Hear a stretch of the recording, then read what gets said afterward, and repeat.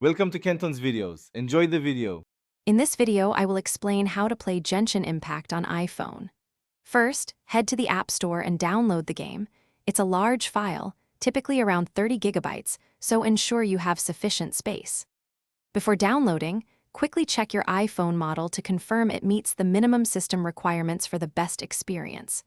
Once installed, you will need to create a HoYoverse account or log in if you already have one. This account saves all your game progress across devices. Navigating Teyvat on your iPhone is intuitive with touch controls. You will use the left side of your screen as a virtual joystick for character movement, guiding them through the vast open world. The right side of the screen is dedicated to camera control, allowing you to freely adjust your view. Combat actions like attacking, using elemental skills, and unleashing powerful elemental bursts are all managed through clearly labeled on-screen buttons. Remember to tap the hand icon to interact with objects.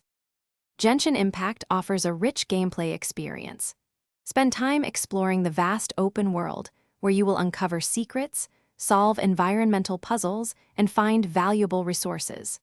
Combat is dynamic, focusing on elemental reactions, combine different character abilities to trigger powerful effects against enemies.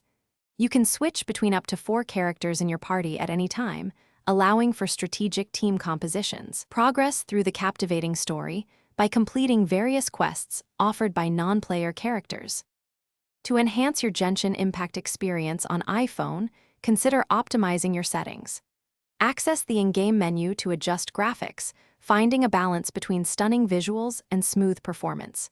To preserve battery life, lower your screen brightness and close any unnecessary background applications. Always maintain at least 5 gigabytes of free storage on your device for seamless game updates and new content. Finally, invite friends to join you in co-op mode for shared adventures and challenging domain runs. Thanks for watching. Consider subscribing if we helped you.